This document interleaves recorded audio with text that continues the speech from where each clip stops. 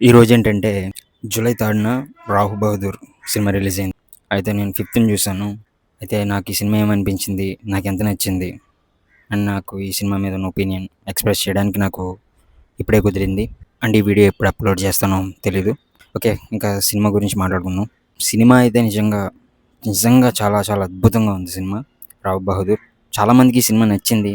అలానే చాలామందికి ఈ సినిమా నచ్చలేదు. స్లో పేస్డ్ అని, లాగ్ అని చాలా చాలా నెగెటివ్స్ చెప్తున్నారు. నెగెటివ్ లేకపోయినా గూడా. అంటే బేసికల్లీ వాళ్ళ టైప్ ఆఫ్ మూవీ కాదేమో! ఆ మాత్రానికి సినిమాయే తీసి పారేసినట్టు చెప్తున్నారు చాలామంది. కొంతమంది సినిమాకి ఎంత అప్రిషియేషన్ ఇవ్వాలో అంత ఇస్తున్నారు. నిజంగా సినిమా బెస్ట్ సైకలాజికల్ డ్రామా. అంటే ఇటువంటి డ్రామా నేనెప్పుడు చూడలేదు ఇండియన్ స్క్రీన్ మీద. నిజంగా చెప్పాలంటే ఓవరాల్ ఇండియన్ మూవీస్‌లోనే ఇదొక బెంచ్ మార్క్ మూవీ అనొచ్చు. One of the bench mark movie అనొచ్చు. అంటే ఇటువంటి సైకలాజికల్ డ్రామా అంటే ఒక థ్రిల్లింగ్ మిక్స్ అయ్యి ఇంతకుముందు ఒకటొచ్చింది. బట్ ఇది కంప్లీట్ బ్యాక్ డ్రాప్ వేరు. అది బ్యాక్ డ్రాప్ వేరు. ఆ సినిమా ఏంటంటే 'వన్ నేను ఒక్కడిని' మహేష్ బాబు గారి మూవీ. అది ప్రెజెంట్ బ్యాక్ డ్రాప్‌లో ఉంటుంది. ఇది పీరియడ్ బ్యాక్ డ్రాప్‌లో ఎళ్ళింది. బట్ అది చెప్పే కథ వేరు.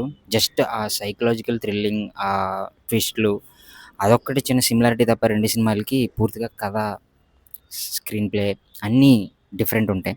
ఆ కోర్ వేరు, ఈ కోర్ వేరు. ఇంకా డైరెక్టర్ వెంకటేష్ మాహా ఆయన నిజంగా ఇంత బీభత్సమైన డ్రామాని, ఈ లెవెల్ స్టోరీని ఇలా అంటే పురుషాహంకారం, అలానే కలర్ డిస్క్రిమినేషన్, ఇంకా లైక్ జమీందారులు మేమే రాజులం అనే టైప్ ఫీల్ అయ్యే ఒకప్పుడు ఉండేవారు.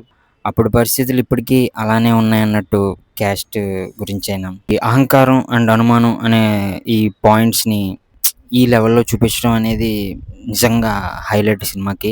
ఆ కథ చెప్పిన విధానం, ఆ టేకింగ్, ఆ మేకింగ్ నిజంగా చాలా అంటే చాలా నచ్చింది. చాలా ఆశ్చర్యానికి లోనయ్యాను నేను చూసినప్పుడు. యాక్టర్స్ పెర్ఫార్మన్స్‌కొస్తే 'సత్యదేవ్' గారు ఆయన కళ్ళు చాలు నటించడానికి. నిజంగా అద్భుతంగా నటించారు. అంటే చాలా బాగా నచ్చింది నాకు ఆయన యాక్టింగ్.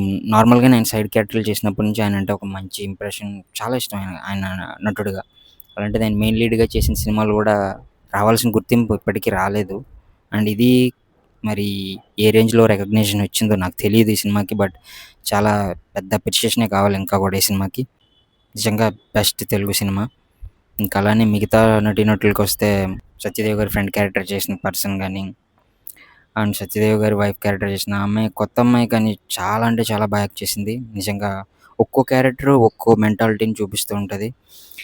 అలా డీల్ చేసిన విధానం కూడా డైరెక్టర్ గారికి హ్యాట్స్ ఆఫ్ చెప్పాలి. 'సత్యదేవ్' గారి క్యారెక్టర్‌కి ఇద్దరు పిల్లలుంటారు. అందులో లాస్ట్ చైల్డ్ యాక్ట్ చేసిన ఆ చిన్న పిల్లోడు నిజంగా చాలా బాగా యాక్ట్ చేశాడు. ఇంకా బ్యాక్‌గ్రౌండ్ స్కోర్ గానీ, సాంగ్స్ గానీ అంటే తరతరాల నుంచి ఇలాగే ఉండాలి అని ఒక రుద్ధుడు ఒకటి ఉంటదమాట.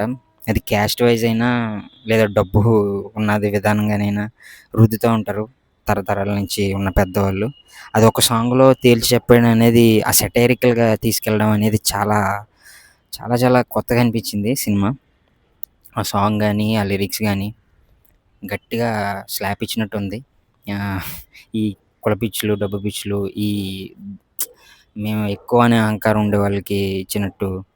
ఒకవేళ ఈ సినిమా మీరు చూసుంటే మీకేమనిపించిందో కామెంట్ చేయండి. Thank you.